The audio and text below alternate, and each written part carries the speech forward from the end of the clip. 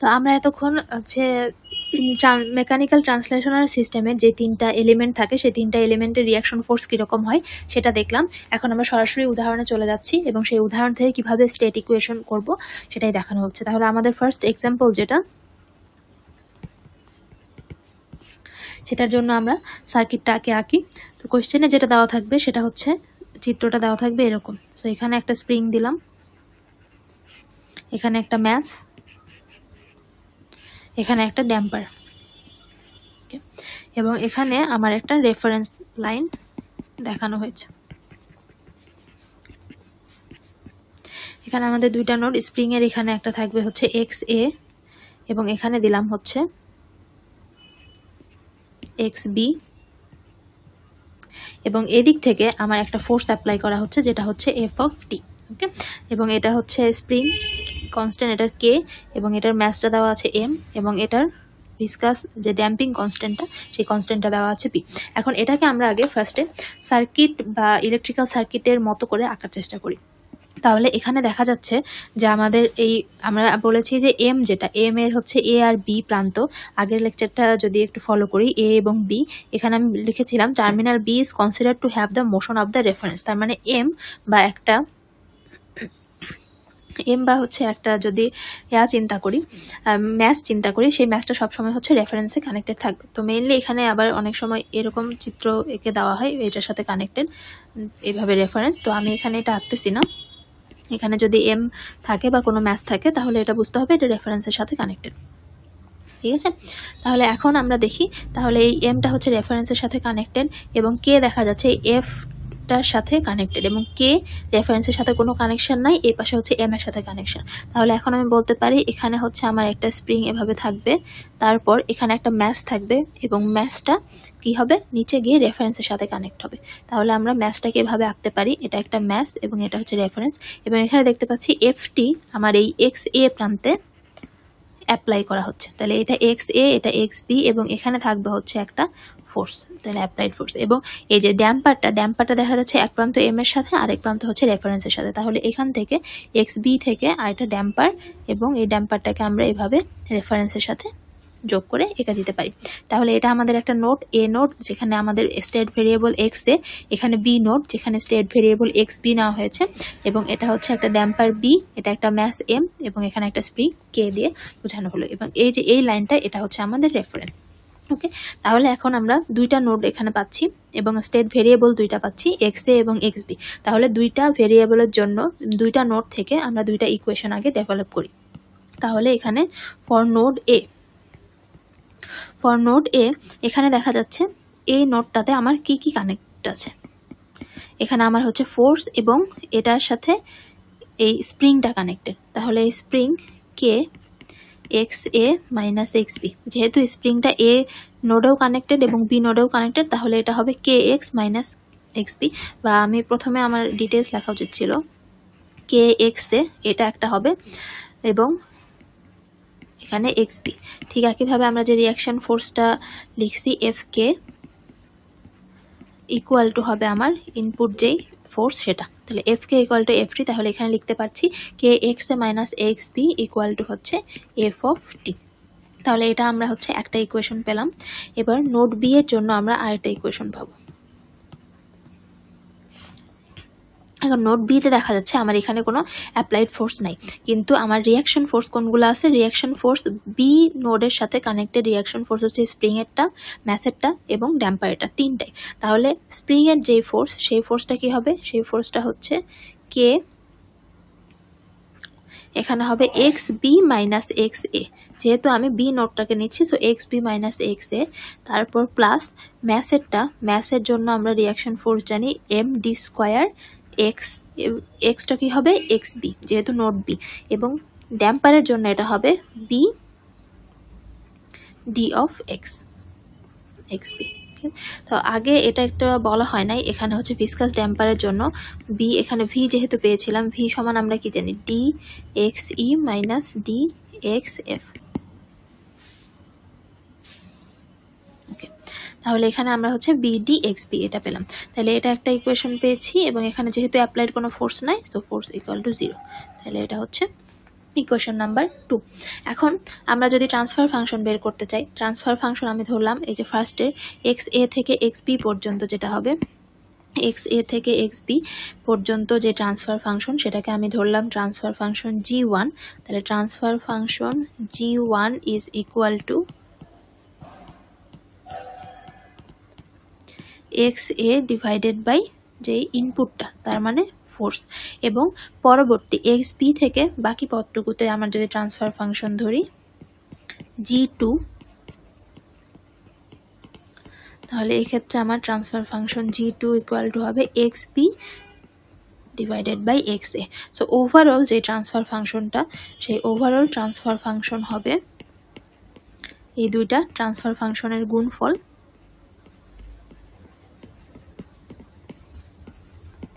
g1 g2। তাহলে এই ক্ষেত্রে আমরা বলতে পারি ওভারঅল ট্রান্সফার ফাংশন একবারে লিখতে পারি X B divided by F, অথবা আমি যেহেতু দুইটার গুণফল আকারে লিখতেছি একই রেজাল্ট আসবে, X B divided by X A, X B divided by. এখন আমাকে কোয়েশ্চেনে যে ট্রান্সফার ফাংশন বের করতে বলা হোক না কেন সেটাই আমি বের করতে পারবো, কিংবা স্টেট ইকুয়েশন বের করতে বলা হলেও সেই স্টেট ইকুয়েশনও বের করা সম্ভব এখান থেকে। ঠিক আছে, তাহলে এখন যদি আমি বলি যে আমার এটার ইকুয়েশন ডেভেলপ করা শেষ এবং ইকুয়েশন থেকে আমরা এক্স বি এক্স এ এটার যদি ট্রান্সফার ফাংশন বের করতে পারে, তাহলে আমরা দেখি কোয়েশ্চেনটা হচ্ছে ফার্স্টের কোয়েশ্চেন ফাইন্ড g1। ওকে, তাহলে এটা হচ্ছে ফাইন্ড g1। এক্ষেত্রে আমরা যেটা করব দেখলাম g1 সমান হচ্ছে X A divided by F. তাহলে এখন 1 নাম্বার ইকুয়েশন থেকে ফ্রম ইকুয়েশন 1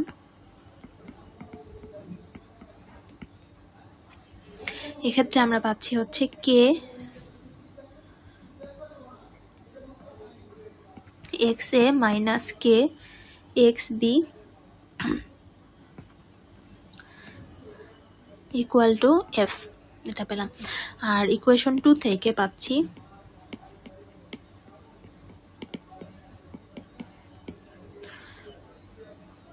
এখন ইকুয়েশন 2-র এই পার্টটা দেখা যাচ্ছে আমাদের এফ, সো এই পার্টটাতে আমি মান বসিয়ে দিতে পারি এফ, অথবা এক্স বি হচ্ছে কমন নিতে পারি। তাহলে এখানে X B minus K X A plus M D square X B plus B D X B equal to 0।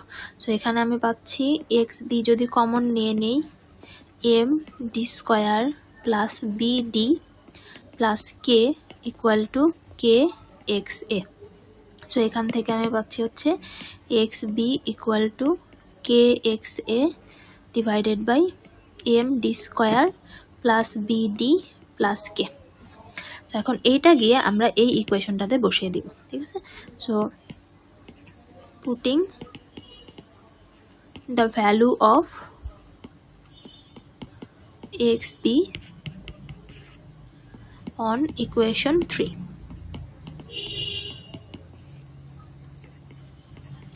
So kxa minus k into kxa md square plus bd plus k এখানে থাকবে হচ্ছে equal to F. So আমি এখন প্রতি উভয় পক্ষ থেকে, উভয় পক্ষ না এই দুইটা এলিমেন্ট থেকে এক্স এ কমন নিয়ে নিই, তাহলে এখানে এক্স এ কমন নিলে থাকতেছে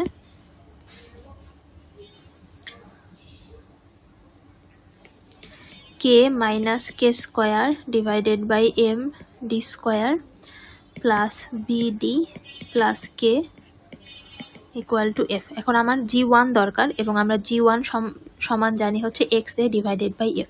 সো এখানে X A divided by F equal to 1 divided by K minus K square M D square plus B D plus K.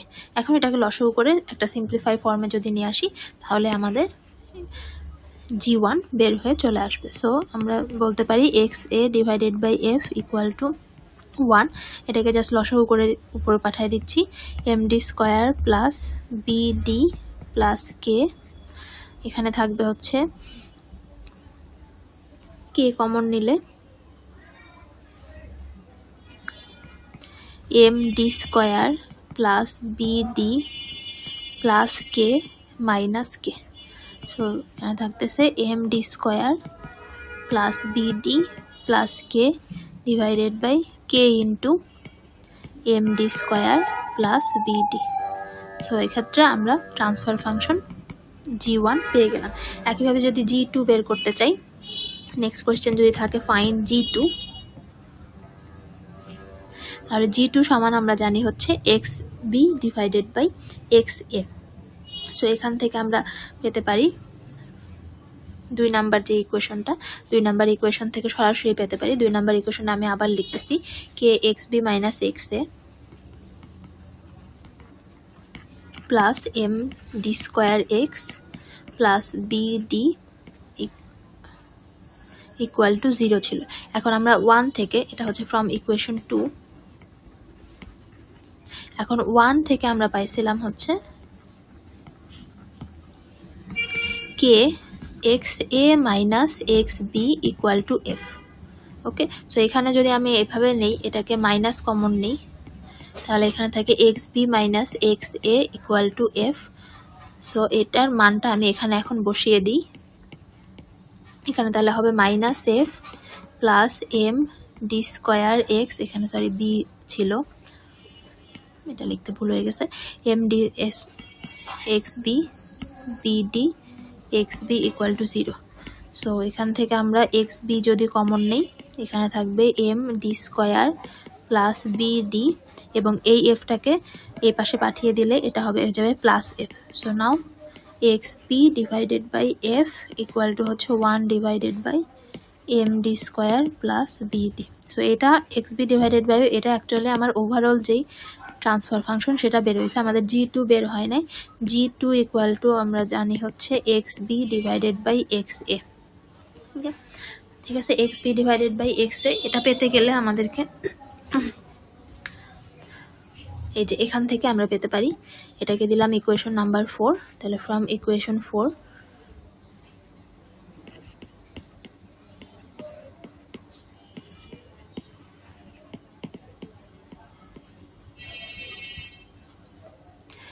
X B divided by X A equal to হবে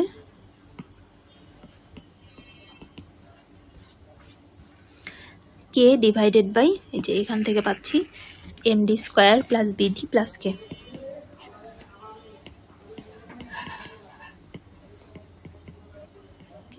তাহলে এটা হচ্ছে আমরা জি পেয়ে গেছি, G1 পেয়ে গেছি, G2 তিনটাই আমরা পেয়ে গেছি। তাহলে এইভাবে যে কোনো ট্রান্সফার ফাংশন আমরা এখান থেকে বের করতে পারি। ওকে, এখন যদি বলে এটার স্টেট ইকুয়েশন বের করতে, স্টেট ইকুয়েশন লিখতে, তাই একই কোয়েশ্চেনে আমি বললাম find the state equations.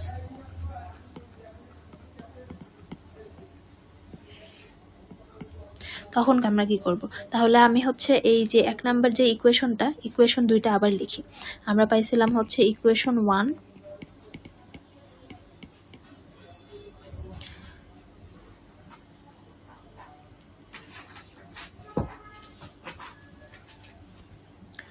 K X A minus X B equal to F, এটা পাইছিলাম ইকুয়েশন 1, এবং ইকুয়েশন 2 যেটা, ইকুয়েশন 2 পাইছিলাম হচ্ছে M D square X B plus B D X B plus K X B minus X A equal to 0। তাহলে এই দুটো equation পেয়েছিলাম, এবং আমরা জানি স্টেট ইকুয়েশনের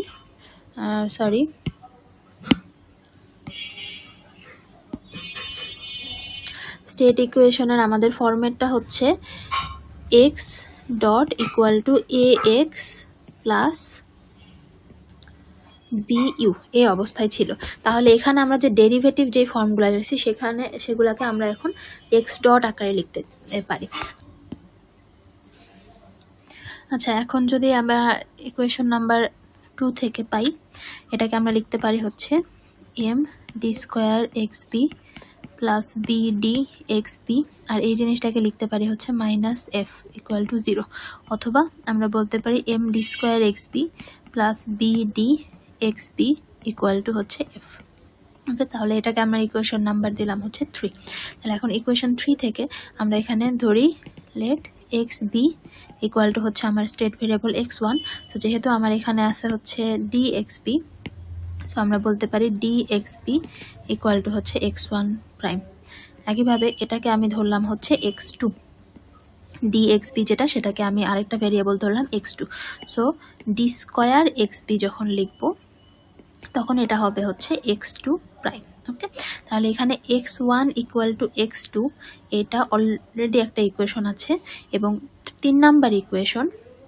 সো 3 নাম্বার ইকুয়েশন থেকে আমরা পাচ্ছি এটাকে স্টেট ভেরিয়েবলগুলোতে রিপ্লেস করি, তাহলে m D square XB, D square XB মানে হচ্ছে x2 প্রাইম, তাহলে m x2 প্রাইম, তারপর বি ডি এক্সবি, ডিএক্সবি একই ইকুয়েশনে আমরা দুইটা ডেরিভেটিভ রাখবো না, তাহলে বি ডি এক্সবির জায়গায় আমি বসাবো হচ্ছে B x2।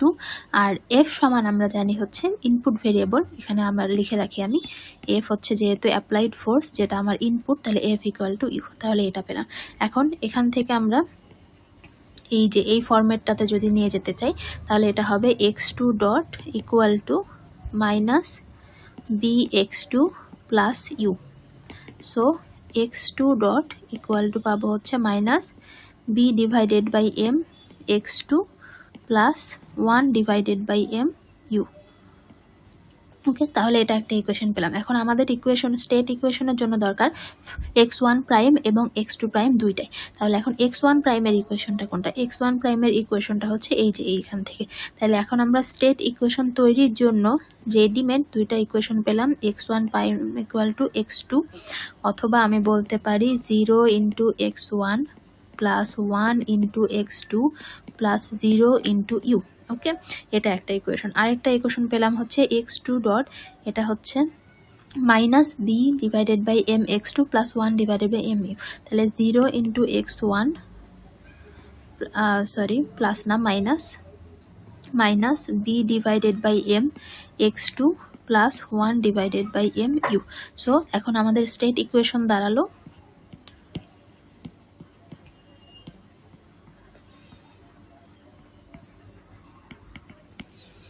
x1 dot x2 dot এটা ইকুয়াল টু হচ্ছে এখানে থাকবে হচ্ছে x1 x2,